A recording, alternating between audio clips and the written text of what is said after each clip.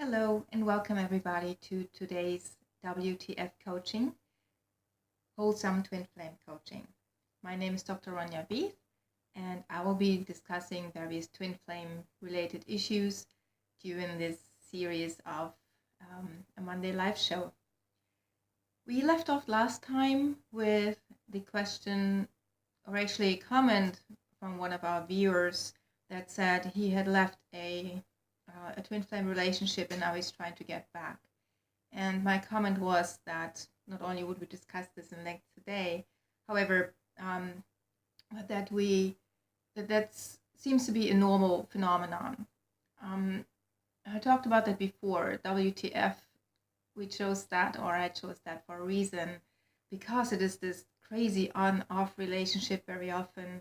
I know of so many couples who broke up and have stayed broken up because they could not deal with the individual challenges that this kind of relationship brings. Because it really does throw you back onto yourself. You have to continue working on yourself on a spiritual level. And it can be very taxing, like any kind of spiritual awakening, even though it sounds so romantic, is really, really taxing, really, because you get to see your dark side. You have your dark night of the soul where you feel utter despair and complete loneliness because nobody can help you. Nobody can help you except yourself. You have to find your connection to God, to the divine that you are, and remove all those illusions, the learned behavior, the thought patterns that we are somehow removed, that we're not worthy, that love has to be conditional, that we need this, that, and the other thing to be happy.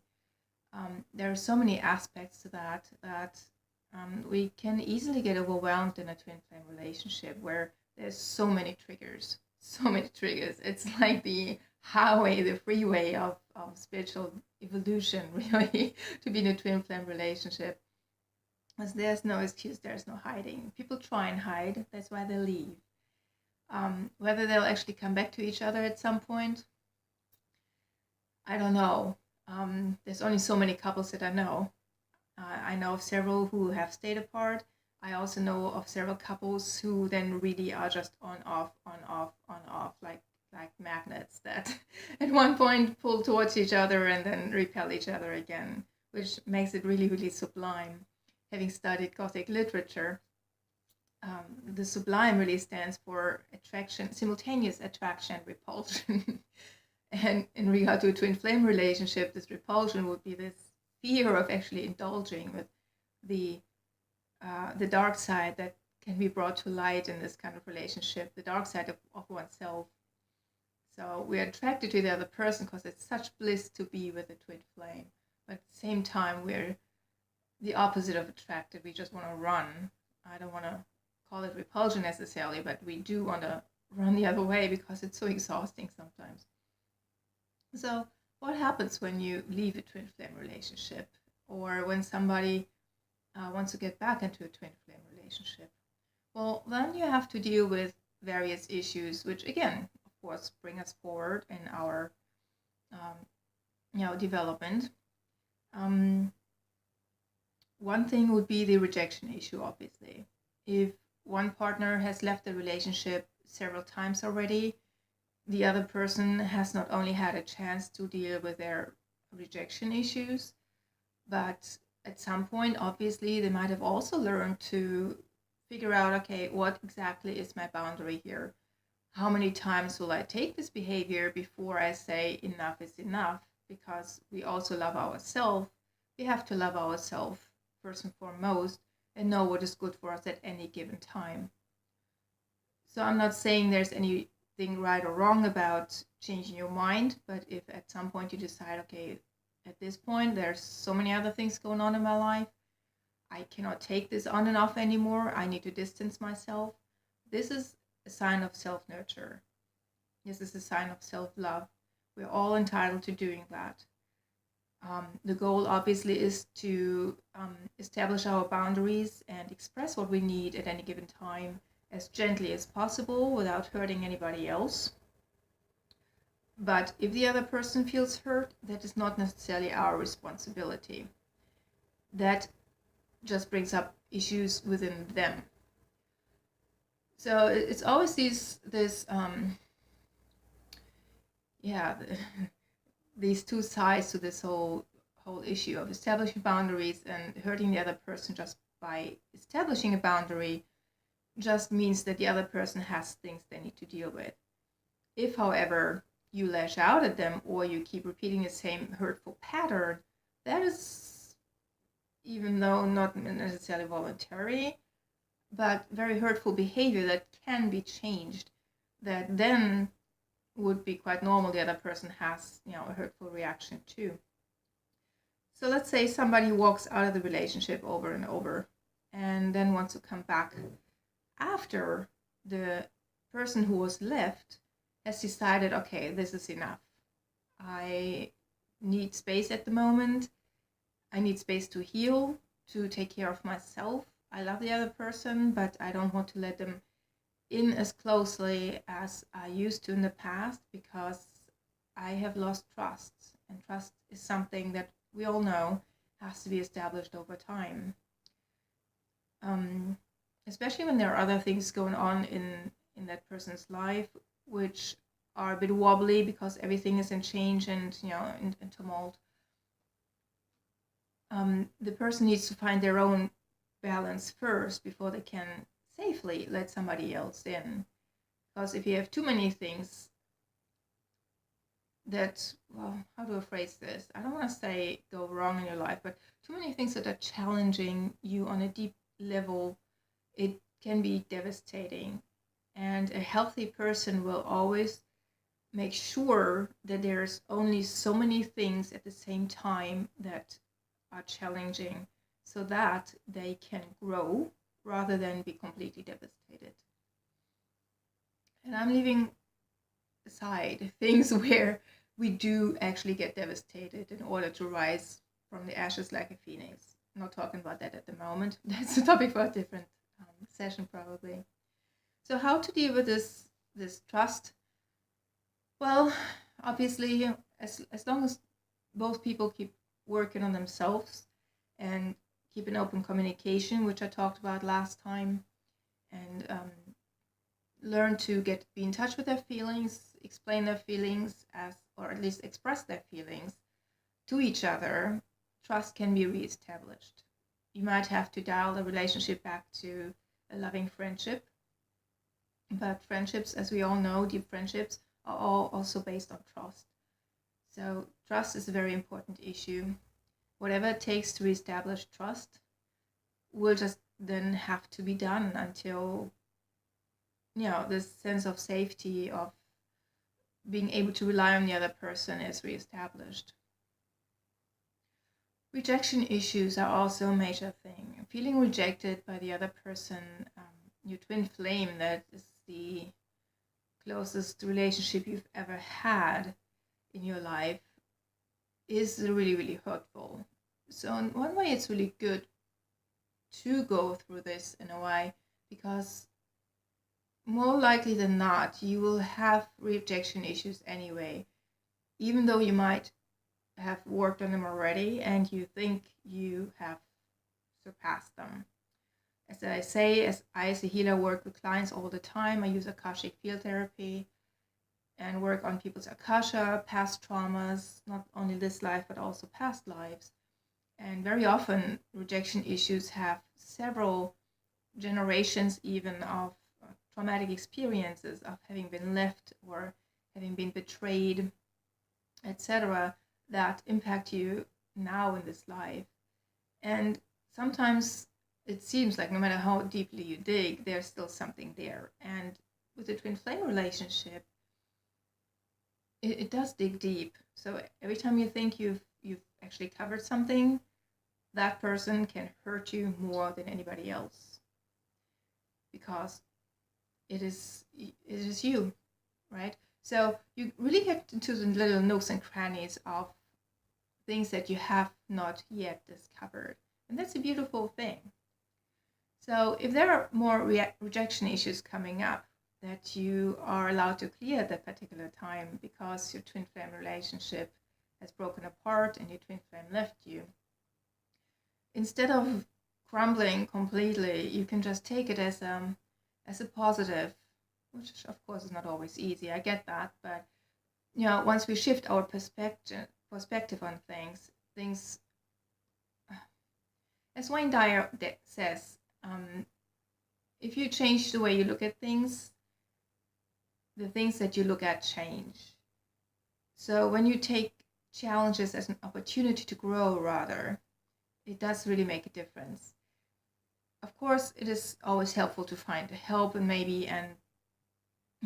heal those rejection issues on a deeper level with the help of a healer, or do some Akashic field therapy.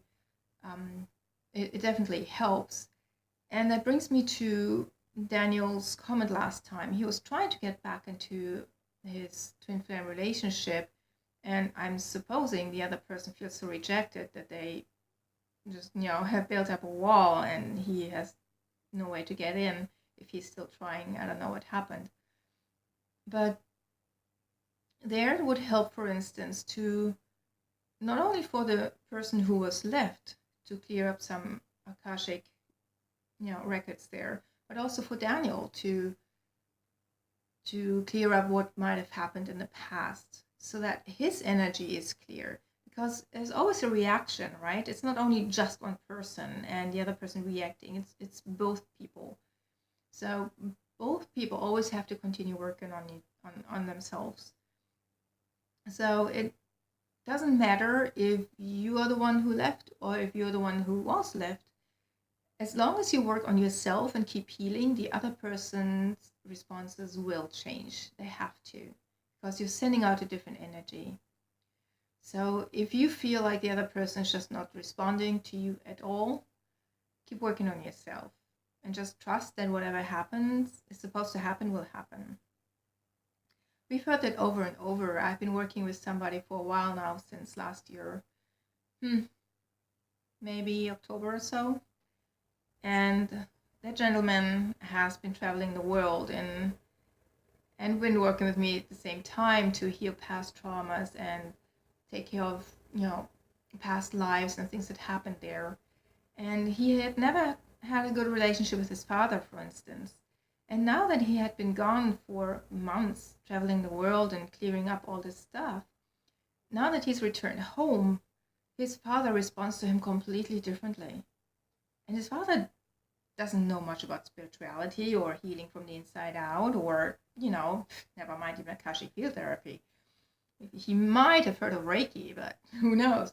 But so what I'm saying is, a completely normal, ordinary person, never heard of anything like this, suddenly, supposedly inexplicably, responds to the person who has been doing the healing on himself. And they now get along splendidly. Where before there was always conflict, always fighting going on. They didn't even know why. It was just a really contentious relationship. And they suddenly get along. It's more loving. The people involved don't feel as easily hurt if somebody has a tone, even though the likelihood of having a funny tone is very remote at this point, because deep down inside, the hurt, the trauma has been resolved. And it's just so lovely to see the things that you can do, the way your environment responds, just when you yourself work on yourself and do healing. And especially the most contentious relationships, how they suddenly, like knots, just kind of like this denouement in literature, they just unravel and everything is smooth again. It's very lovely. And really, I think this is what we're being called to do here in this life, especially at this time with all these lovely energies coming in, this love that we get from the universe that we can tap into more and more people waking up and realizing, wait, war is not really the solution. It hasn't gotten us anywhere. What can we do instead? And meditation groups, going to violence infested areas and just sitting there intentionally meditating on peace and creating this energy field that just calms the whole city. They did an experiment in Chicago. They did an experiment in Israel that way. And it's just amazing what our mindset and our heart set can do. Our intent and working on ourselves and just having the intention of being at peace with yourself and with everybody else. It is just absolutely amazing. It keeps blowing me away every time I read something about that. The things that we can do. So it is so much about self-responsibility, taking care of your own stuff instead of looking at other people, what they do wrong. Because everything affects everything else. If you want to change the world, change yourself. And I personally feel it is so true because it touches me every time I talk about it. Every time I hear news like that, every time I hear, and I'm very selective about what kind of news I receive through the social media that I actually do engage with. I stay away from violence and such horrible things because there's plenty of news out there and you can choose positive news. So there's a story of, humanitarian action or people saving lives and wildlife or animals. It touches me so deeply that I just know that this is the truth. This is the place from which we should all be coming from. And this is our goal, I believe. Okay, back to twin flames. I talked about rejection, the hurt. Yeah, the hurt, of course. It hurts to lose your twin flame. It definitely does. And what it does, again, is to throw you back onto yourself. Who are you? Are you still worth something without a twin flame?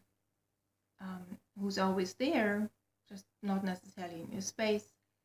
And can you love yourself enough to forgive yourself for having caused this reaction, this situation in a way? Can you forgive the other person? Can you forgive the universe or God for,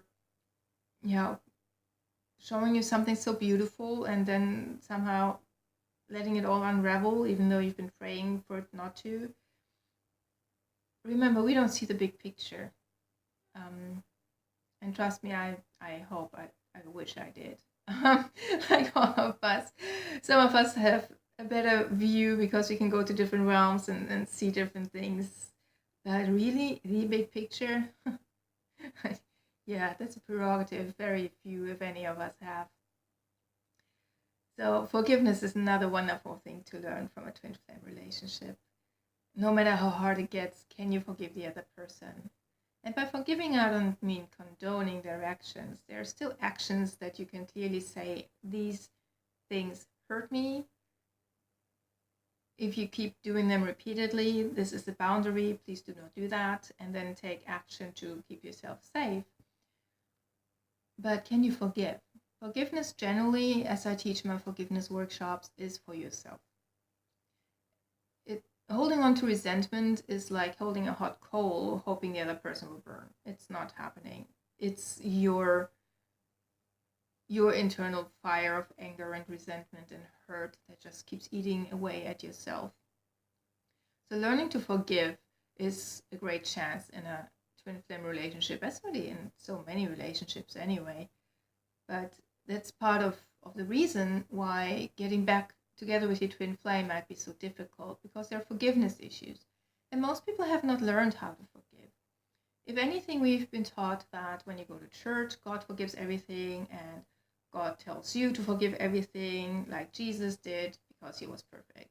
Well, actually, Jesus was a human too, and he had his own struggles, just like we do. So the best we can do is strive and realize how good forgiveness feels if we manage to actually to forgive. And there are ways of doing that, because just mentally saying, I forgive you, is a good step, but it's not all the way. How many of us feel like, oh, okay, fine, I'm just letting it go. But deep down inside, you know you'll never, ever, ever forget that person's action, what they've done to you. And it's just not healthy on so many levels. It has been proven to cause heart disease. There's a reason we say this person has a hard heart. they actually do very often suffer from coronary disease. Their heart literally, hardens because they cannot let go of resentment. High blood pressure is another example because deep down inside you're very angry, and this anger just kind of boils, and yeah, your blood pressure rises that way.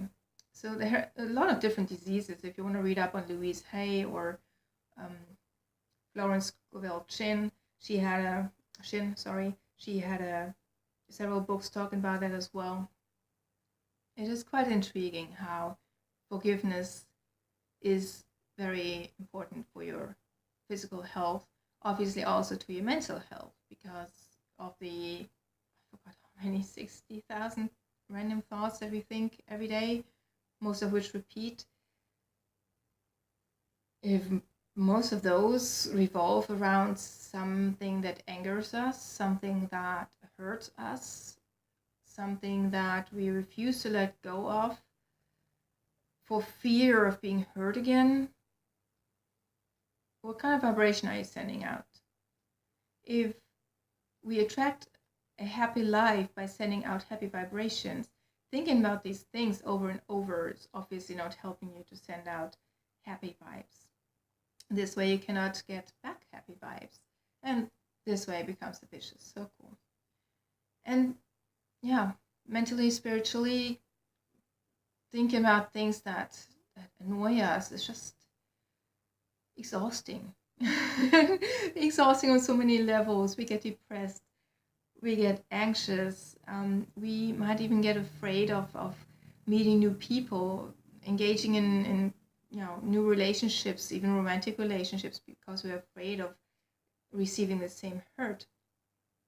So forgiveness is really a big thing to learn to do right. And there are ways of doing that. But the wonderful thing about twin flame relationships is that the love for each other is so deep that it almost becomes easier to forgive the other person. Where we sometimes mentally forgive another person, but deep down inside feel it hasn't actually happened, and I'm not sure I'm really ready to, but I'm at least intending to. Just that is a good step. The twin flame, you very often feel like, I cannot help but love you and forgive you. And I cannot explain it. Even as a coach, I cannot explain it other than it is the deep love that we tap into every time that we admit to ourselves that, yeah, there is this deep love for each other. And when we admit that, when we manage to tap into that, it is a well of such healing. Being able to tap into this love for the other person, the twin flame, heals so many things. Suddenly forgiveness is easy. And then I've noticed sometimes with people that, their brain wants to move them back into, no, but it wasn't right what they did, and I shouldn't forgive. It's just not safe. And yeah, that may be true, but if you listen to your heart, what do you feel? And they do actually feel love and forgiveness. So now the next step would be to take this as an opportunity to let this love heal you from the inside out and let it help you change your mindset about the things that have happened. For instance, the rejection. What can you do to heal this rejection wound inside of you so that the other person is not vibrationally compelled to have you face this experience? Because really, it's only about you needing to learn to move beyond it, to heal it so that it does no longer trigger you. And rejection is a big issue for a lot of us. We have experienced a lot of rejection, whether it's even your family life or job applications rejected there, or being fired from a job, or lots of breakups in relationships, romantic relationships. Rejection is a big issue for many of us. When I was still living in Texas, I actually had a workshop around rejection to heal from that. It was very successful. I had a lot of different components that included art and writing and healing and meditation and mindset. So if you're ever interested, let me know. I'm happy to help you in that regard. So I think my final comments on I want to get back into my twin flame relationship, how do I do that, would be to work on yourself so that you send out a different vibe and the other person feels that something has actually shifted, that they feel safe around you again. That'll help the trust issues. Then also forgiveness. When you forgive the other person for, having up a wall in order to protect themselves, then the next step will be it'll automatically, inevitably throw you back onto yourself and teach you to forgive yourself for all sorts of things. If not just for twin flame related issues, but anything in life. Very often when there are forgiveness issues, they relate to a bunch of other things as well. And I find with most people that the hardest thing really is to forgive yourself.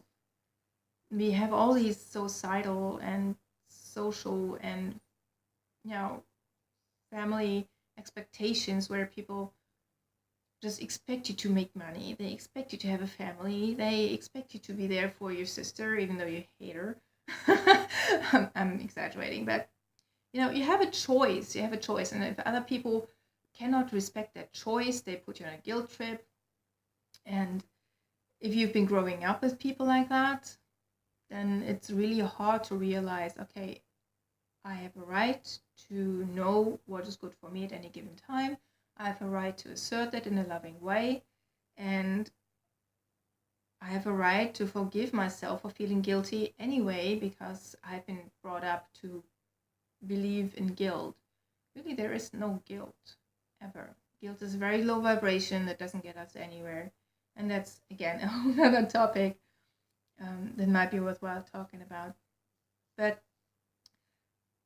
yeah, so meditate, go inside, see what you need, do the healing. There's so many different ways that you can heal. You get healing every time you meditate because you connect with spirit. You can get Akashic field therapy, you can get energy healing, you can work on forgiveness, and just be patient. Everything happens in divine timing, and just enjoy life meantime. So that we don't go over time, this is where I'd like to conclude for today. I know it's not exactly live because I have an important appointment, but at least I'm here on a Monday. I love the continuity. Again, please like my Facebook page and globe me. Join the email list. The link is in the comments. Share these videos. Engage in live coaching. Send me questions that I can answer or talk about. That'd be lovely. If you ever want live coaching, or record ahead of time if you wanted to, because you're shy on camera and you wouldn't be on camera, just even with your voice. We can figure something out. I'd be thrilled to coach somebody live. It'd be really awesome. And whether it's a couple or an individual, it doesn't matter. So just please step forward and let me know what you'd like to do. And then I'll see you again next Monday, I hope. Thank you so much for watching. Thanks for joining WTF Coaching. Namaste.